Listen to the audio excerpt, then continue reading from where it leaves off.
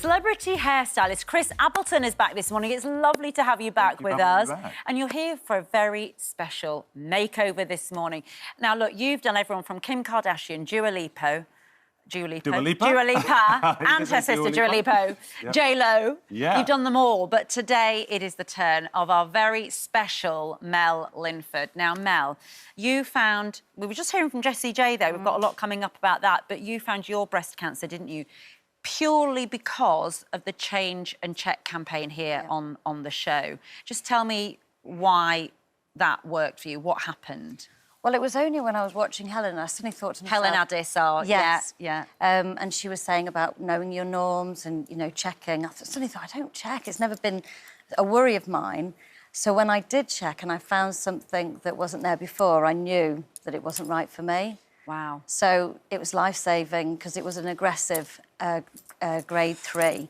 So if I hadn't have got it checked, I don't know what situation. It's astonishing, isn't it, what that campaign has done? You've been with us throughout the whole campaign. You've been there for everything. But today, it's very special because you've got the world-famous Chris Appleton right next to you. What is it? So, obviously, with chemo, you did lose your hair, didn't you? Because sometimes you can have the coal cap, and a friend of mine used that and she didn't lose her hair.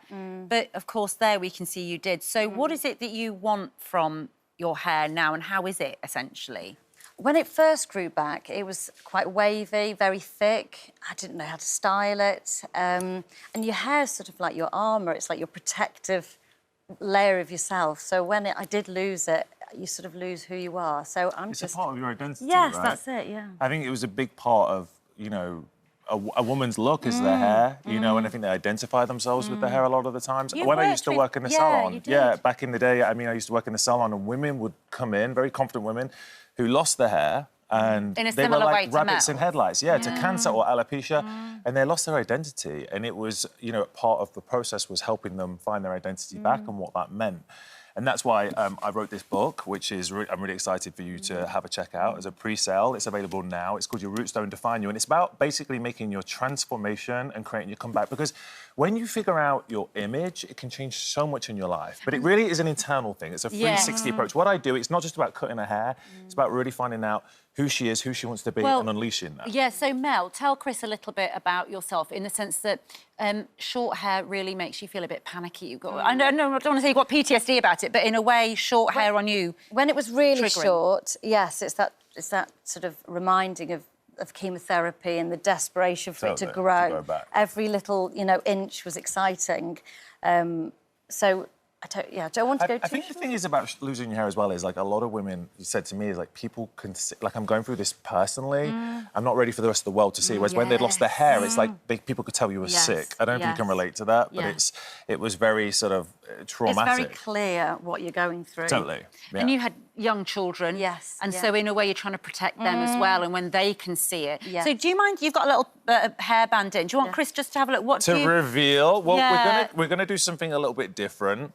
And she's going to go shorter, and we're going to basically... She wants to get rid of some of the old ends. Not too short. We're actually going for a very... bobs are really big this season, and they're all in shapes and sizes. Lots of different looks going on. So she's going to have a whole new vibe. But I'm not going to tell you too much, because it's going to be a reveal. Because we've got a big But there's going to be no pixie cut, but it's definitely going to be... She didn't come for a trim. You didn't come for a trim. No. It's time to reveal the results of our hair makeover. Earlier this morning, we met the lovely Mel. She was diagnosed with breast cancer in 2020.